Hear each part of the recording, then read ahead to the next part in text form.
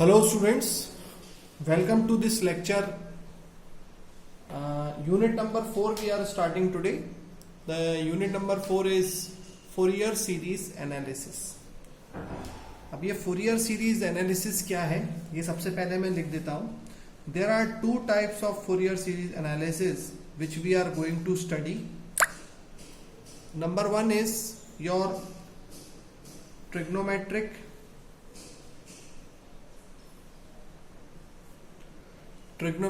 Fourier series,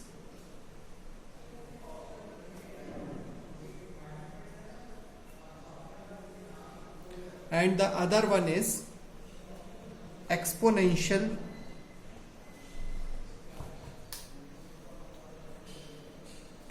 Fourier series. अब ये क्या चीजें हैं ये मैं आपको बताता हूं और इलेक्ट्रिकल इंजीनियरिंग में इसका क्या इंपॉर्टेंस है ये भी हम जानने की कोशिश करेंगे. तो सबसे पहले तो एक फोरियर सीरीज ट्रिग्नोमेट्रिक फॉर्म में कैसे लिखी जाती है हम उस बात को समझते हैं. Any function of any nature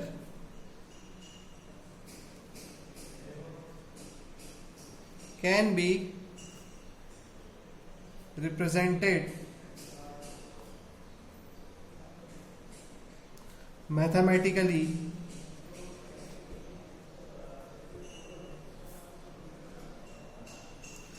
in Fourier series.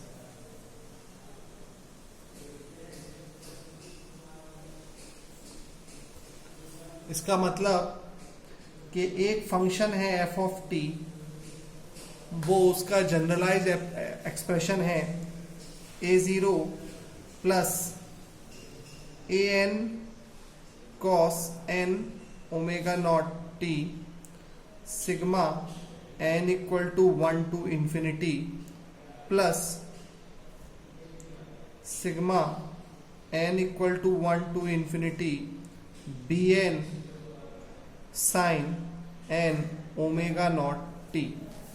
अब इस बात का क्या मतलब हुआ ये मैं आपको अब बताता हूं.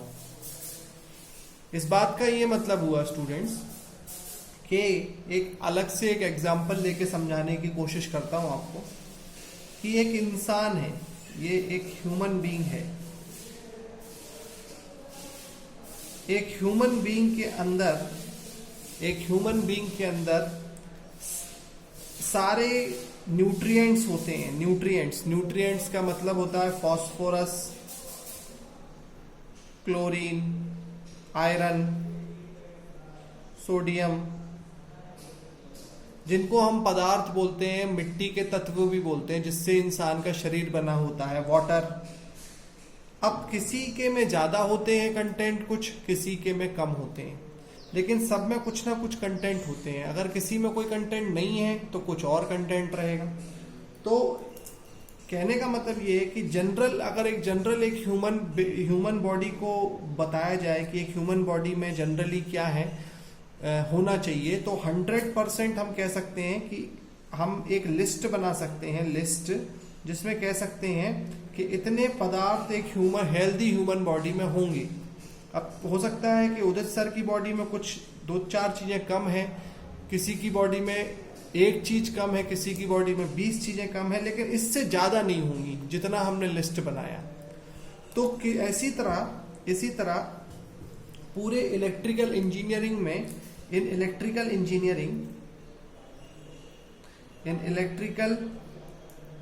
Engineering various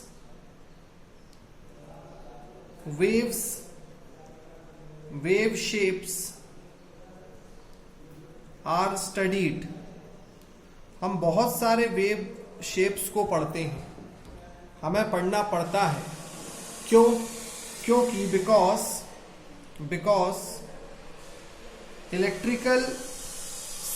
various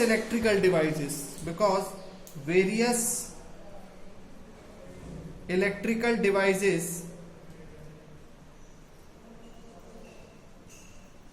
operates at different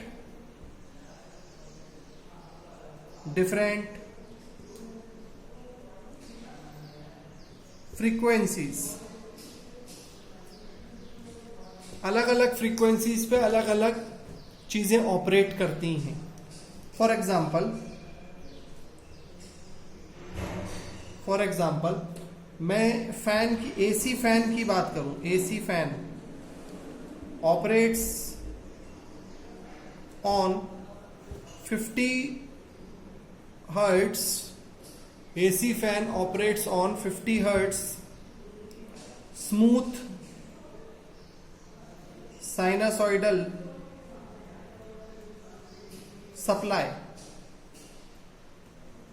ये जो वर्ड लिखा है स्मूथ साइनसॉइडल सप्लाई, इसका क्या मतलब हुआ?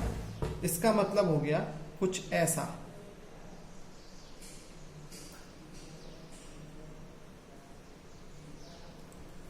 अब ये तो एग्जाम्पल नंबर हो गया 1. एग्जाम्पल नंबर 2 क्या है? मान लो चार्जर्स. अब अगर डीसी चार्जर्स हैं तो दे ऑपरेट ऑन डीसी. तो डीसी क्या होता है? Constant supply. और कई बार कुछ ऐसे भी चार्जर्स होते हैं, कुछ ऐसी भी वेव फॉर्म्स होती हैं, जैसे सपोज करिए स्क्वायर वेव. ऑलराइट. तो कहने का मतलब ये यहां तक आपने नोट कर लिया है आई होप.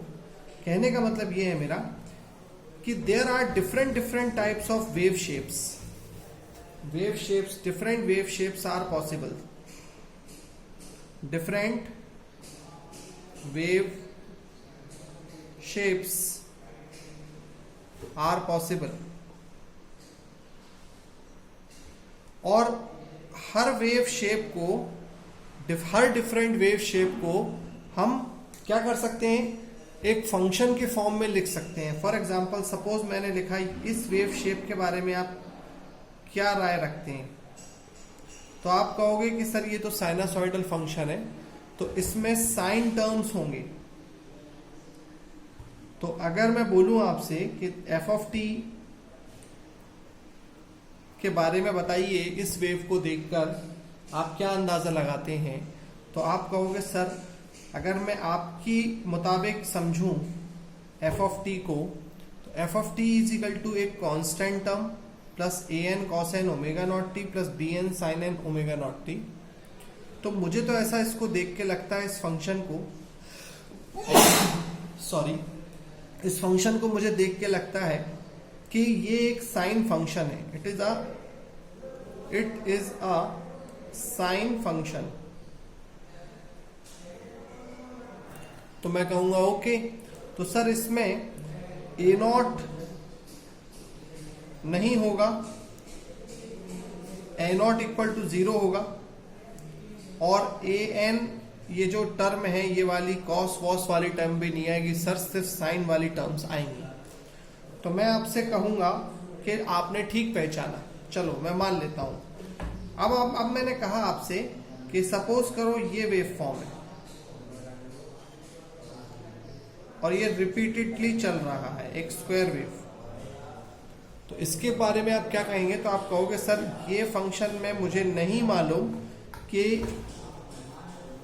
क्या क्या होगा, साइन होगा कि कॉस होगा कि कांस्टेंट होगा. इतना समझ में आ रहा है देख के कि थोड़ी देर तक कांस्टेंट होता है ये पॉजिटिव, फिर थोड़ी देर तक कांस्टेंट है ये नेगेटिव, लेकिन इसका प्रॉपर आंसर समझ में नहीं आ रहा है. तो मैं कहूंगा अच्छा ठीक है, तो इसका बताइए.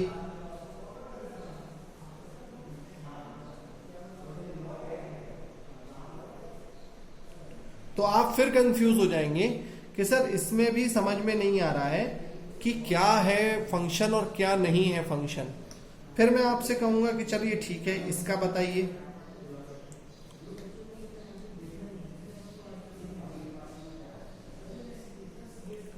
तो भी फिर आप दोबारा कंफ्यूज हो जाएंगे. फिर मैं आपसे कहूंगा कि चलिए इसका बताइए.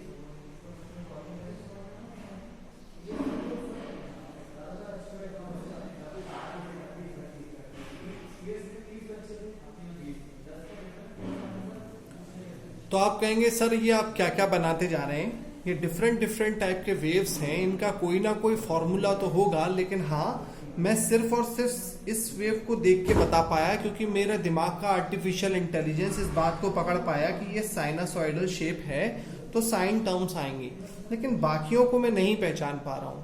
तो मैं आपको कहूंगा आप एक इलेक्ट्रिकल इंजीनियर हो और बाकी सारी वेव चाहे वो किसी भी तरीके की नेचर की हो, आपको उसका पूरा फंक्शन एफ ऑफ टी लिखना आना चाहिए।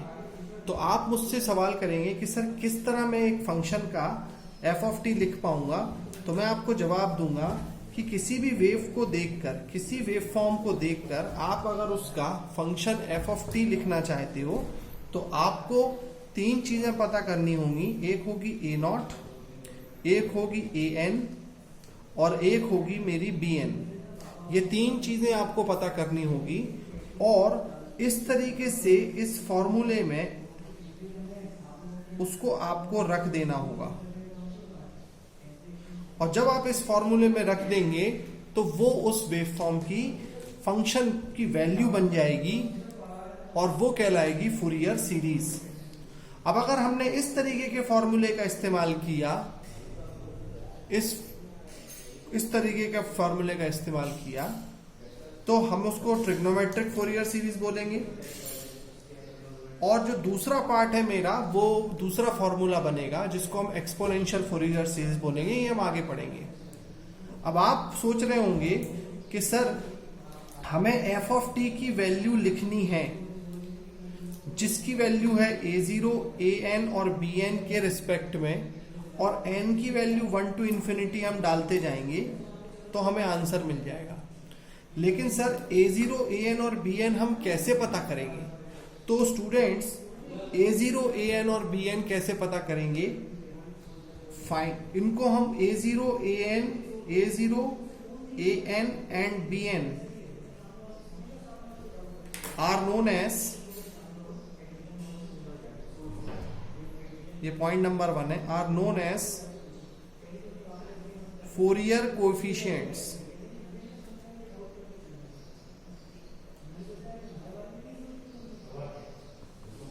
और हमारा टारगेट होता है a0, an एंड bn को पता करना। अब a0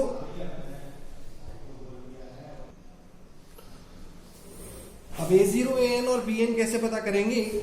उसके लिए नंबर 2 पॉइंट लिखा रहा हूं मैं आपको। We need to find a0, an and bn to find f of t। f of t पता करने के लिए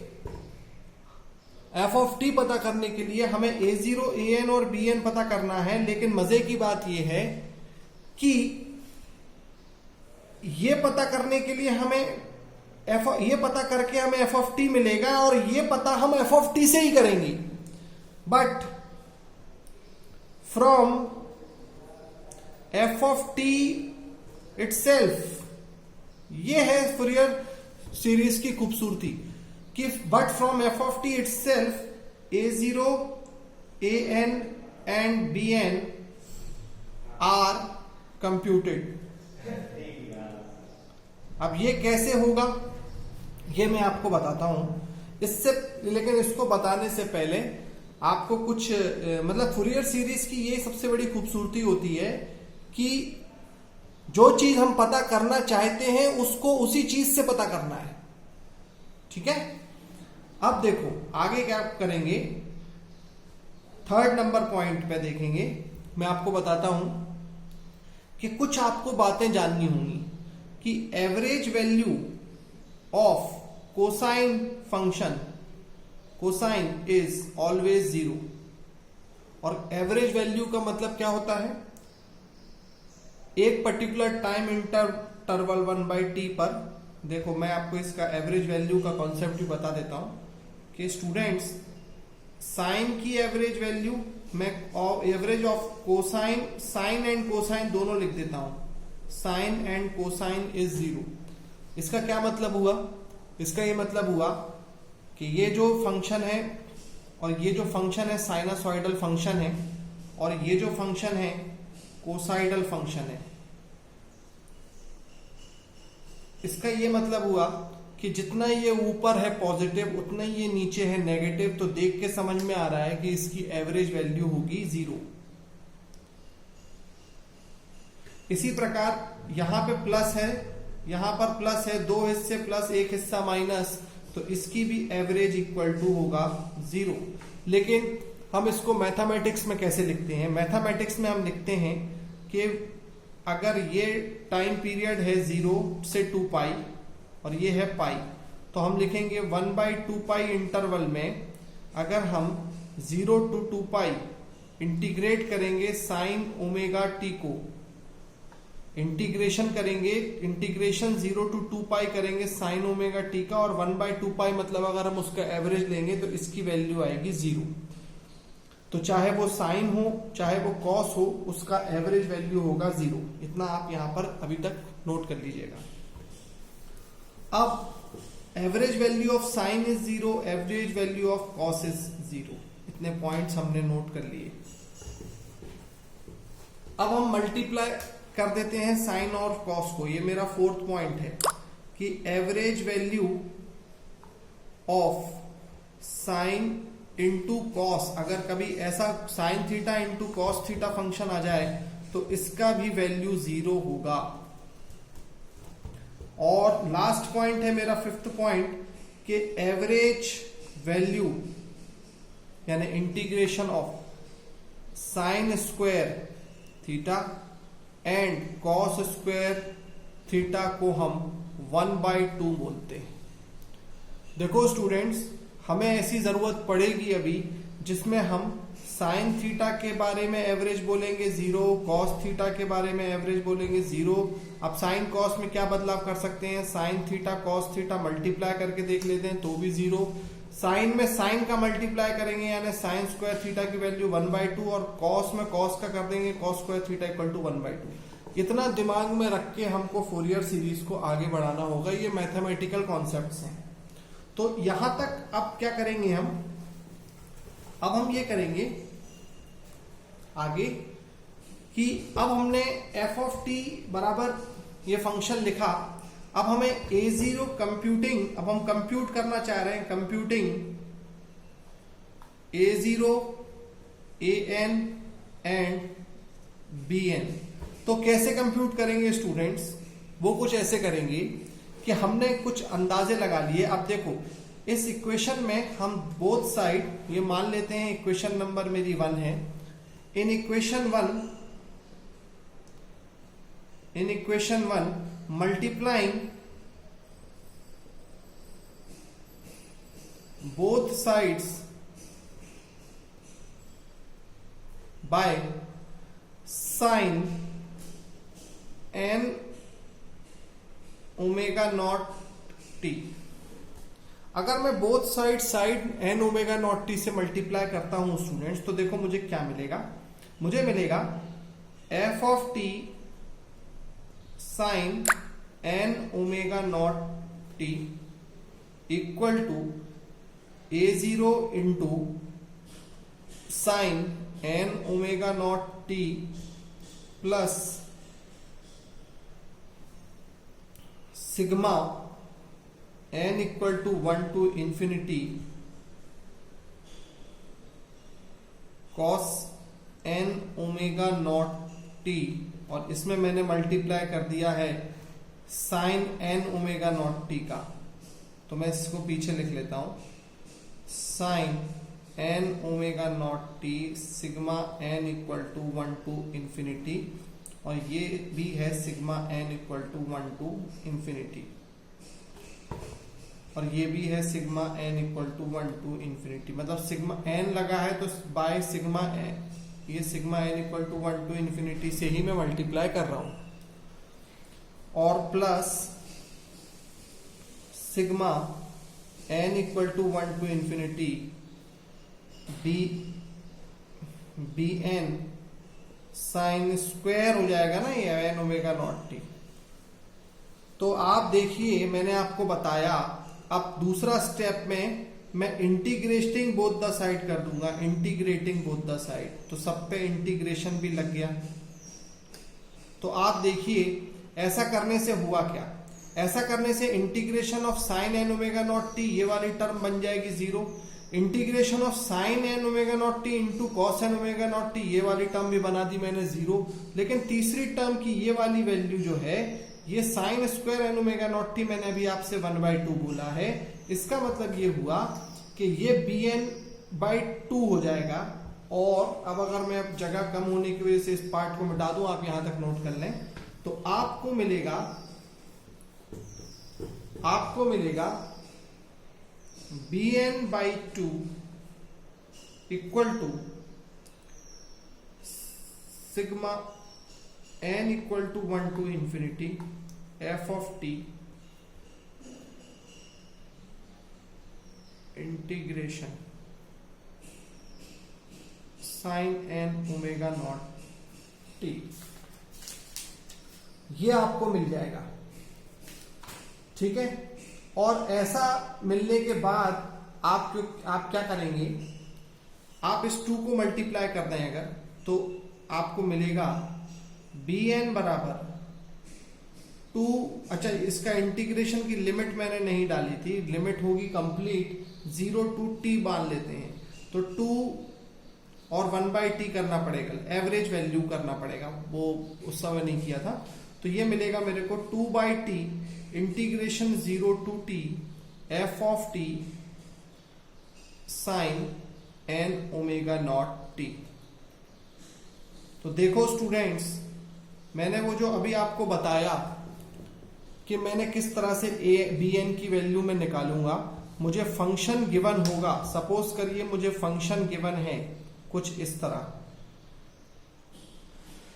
तो ये एक स्क्वायर वेव है। अब मैं इस स्क्वायर वेव की एनालिसिस करके f ऑफ t की वैल्यू को ढूंढने की कोशिश करूंगा इस फिगर को देखकर। इस फिगर को देख के मैं f ऑफ t निकालूंगा, और f ऑफ t निकालने के बाद मैं इस f ऑफ t के फंक्शन को देखकर, वेव फॉर्म को देखकर उस f ऑफ t की वैल्यू को यहां पुट करूंगा और फिर bn कंप्यूट करूंगा इस तरह से 2/t 0 to t f of t sine n omega naught t।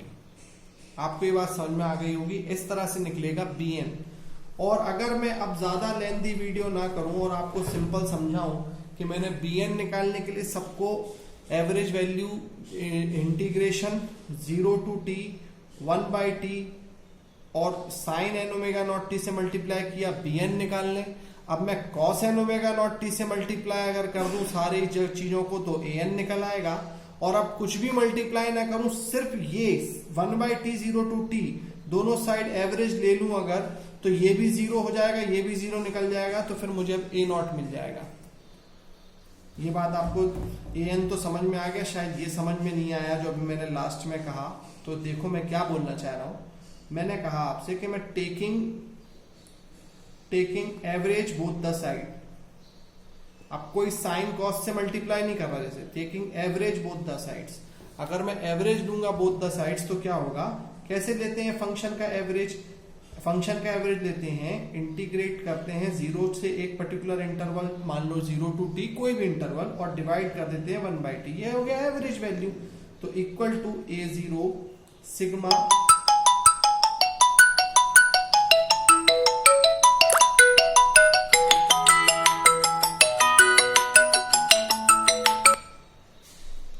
इसको हम कर देते हैं a0 इक्वल a0 में 1/t 0 to t और प्लस इसी प्रकार sigma n equal to 1 to infinity an cos n omega naught t, इसमें भी आ जाएगा सिग्मा, सॉरी इसमें भी आ जाएगा 1/t 0 to t। आप समझ गए होंगे, आगे भी कर दूंगा। तो ये वाली टर्म इसका एवरेज 0 हो जाएगा और bn वाली टर्म का भी एवरेज हो जाएगा 0। तो फाइनली मेरे पास पहली वाली टर्म बच रही है। तो जो पहली वाली टर्म बच रही है जिससे हम a0 निकालना चाह रहे हैं, वो कैसे निकल जाएगा, वो निकल जाएगा ऐसे मल्टीप्लाई करने की वजह से a0 equal to 1/t 0 to t f of t dt। तो इस तरह से मेरा नंबर 1 पॉइंट a0 निकलेगा। कभी भी अगर मुझे किसी फंक्शन का a0 निकालना है तो हम ये फॉर्मूला लगाएंगे। अगर मुझे किसी फंक्शन में an निकालना है तो लगेगा 1/t इंटीग्रल 0 to t। ये जो f ऑफ t फंक्शन है जिसको हम किसी भी वेव फॉर्म से देख के पहचानने वाले हैं, उसमें f of t sine n omega naught t, और जो थर्ड नंबर का है bn वो हो जाएगा 1, ये an में cos आएगा, cos n omega naught t, और यहां आ जाएगा 1/t integral 0 to t f of t sine n omega naught t dt dt। I hope ये आपको समझ में आ गया कि अब हमें अल्टीमेटली करना क्या है। अल्टीमेटली अब हमारे पास वेव फॉर्म अगर गिवन होगी तो हमें a0 निकालना है, a1 an निकालना है और bn निकालना है, और ये सारी वैल्यूज निकालने के बाद हम उसको इस फूरियर सीरीज में रख देंगे। अब आप सोच रहे होंगे कि सर कोई ऐसा रास्ता है क्या कि हम ये पहचान जाएं वेव फॉर्म को देखते ही साथ कि उसमें कौन कौन प्रेजेंट होगा और कौन कौन नहीं। फॉर एग्जाम्पल अगर हमें ये पता चल जाए किसी वेव फॉर्म को देखकर कि उसमें सर bn की वैल्यू 0 होगी या an की वैल्यू 0 होगी या a0 की वैल्यू 0 होगी, तो ये भी एक छोटी सी ट्रिक होती है जिसको हम बोलते हैं सिमेट्रीज को पहचानना। ऑड सिमेट्री, इवन सिमेट्री और हाफ वेव सिमेट्री। मतलब अगर आप फंक्शन को देख के पहचान पाओगे कि ये किस टाइप की सिमेट्री है तो फिर आप कह सकते हो। लेकिन अगर आप में ये हुनर नहीं डेवलप हो रहा है कि आप पहचान पाओ, तो आप मैथमेटिकली ही इस तीनों चीजों को निकालें, लेंथी प्रोसेस हो जाएगी, और मैथमेटिकली इन तीनों चीजों को निकालने के बाद आप आगे बढ़ सकते हैं अपने कंप्यूटेशन में। ठीक है, तो अब हमारा जो नेक्स्ट टारगेट है वो ये है कि अब हमारे पास वेव फॉर्म्स हमें आएंगी, और उससे पहले मैं थोड़ा सा ऑड और इवन सिमेट्री को पहचानने का तरीका भी बताऊंगा आपको, और आपको बताऊंगा कैसे कैसे वेव फॉर्म्स का हम फूरियर सीरीज देखेंगे। और फिर सेकंड स्टेज पे आएगी एक्सपोनेंशियल सीरीज। मतलब यही f ऑफ t जो अभी आपके सामने ऐसे ट्रिग्नोमेट्रिक फंक्शन के फॉर्म में लिखा हुआ है, इसी को अब हम एक्सपोनेंशियल फॉर्म में कैसे लिख सकते हैं, ये सेकंड पार्ट आएगा। हम पंकज स्वर्णकार की बुक के क्वेश्चन सॉल्व कर रहे हैं, और फिलहाल जो मेरे पास बुक है उसमें चैप्टर नंबर 16 के वेव फॉर्म्स को हम सॉल्व करेंगे। आई होप यहाँ पर आपको इतना अभी आज का जो यूनिट नंबर 4 का जो पहला लेक्चर है अबाउट द फूरियर सीरीज समझ में आ गया है। और लास्ट में जाते जाते मैं आपको ये और बता दूं स्टूडेंट्स कि ये मैंने बताया था कि इलेक्ट्रिकल इंजीनियरिंग के लिए ये इसलिए इम्पोर्टेंट होता है क्योंकि हम कंटिन्यूअसली अलग अलग वेव फॉर्म्स से डील करते हैं, और किसी भी वेव फॉर्म को इसी तरीके की मैथमेटिकल रिप्रेजेंटेशन में किया जाता है। अब मैं एक बात बताता हूँ, फॉर एग्जांपल आपको मैं ऐसी बात, क्योंकि आप थोड़ा बहुत इलेक्ट्रिकल के बारे में काफी कुछ जान चुके हैं। ये वेव फॉर्म बेटा, ये वेव फॉर्म जो दिख रही है आपको, ये एक वेव फॉर्म है स्क्वायर वेव जिसको हम बोलते हैं, this is the square wave. ये स्क्वायर वेव जो होती है, ये स्क्वायर वेव हमें it is the output of inverter, it is the output of inverter. और जो इन्वर्टर है वो क्या काम करता है बच्चों, आपको मालूम है कि जब हमारे घर में लाइट गोल हो जाती है और अगर हमारे घर में इन्वर्टर लगा है तो जो डीसी सप्लाई होती है, डीसी सप्लाई, उससे हम एसी यूज करते हैं। इसका मतलब ये कि हमारी जो रिक्वायरमेंट है वो ये है, हमारी रिक्वायरमेंट ये है, लेकिन हमारे सामने होता क्या है ये। तो इन्वर्टर क्या करता है, इन्वर्टर डीसी से स्क्वायर वेव बनाता है, और इस स्क्वायर वेव को अब हम एसी वेव में बनाएंगे। ये हम काम करते हैं फ्यूचर में पावर इलेक्ट्रॉनिक्स सब्जेक्ट में आप पढ़ेंगे। इस चीज को हम कहते हैं हार्मोनिक्स एलिमिनेशन।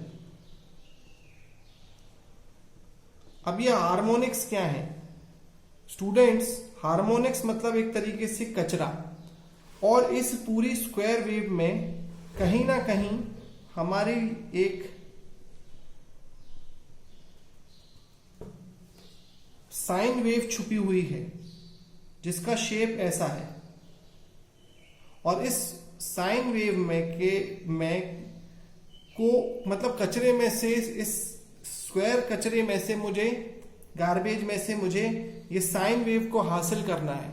तो ये हासिल करने के लिए मुझे क्या क्या हटाना होगा, क्लिपिंग करनी होगी, वो मुझे ढूंढना है। और वो ढूंढने के काम मुझे कैसे करेगी, ये फूरियर सीरीज मदद करेगी। जब मैं पूरा फंक्शन लिख दूंगा इस स्क्वायर वेव का, तो मैं ये चेक करूंगा उस स्क्वायर वेव में कि कहां पर मेरा ये साइनसॉइडल, सिर्फ pure sinusoidal fundamental component present है, और जो बाकी कंपोनेंट हैं उसको मैं डिस्टॉर्शन कंपोनेंट मारता हुआ एलिमिनेट कैसे करूं, और अपने हार्मोनिक्स को रिड्यूस कैसे करूं, कम कैसे करूं, ये आगे की पूरी इलेक्ट्रिकल इंजीनियरिंग में फाइट होती रहती है।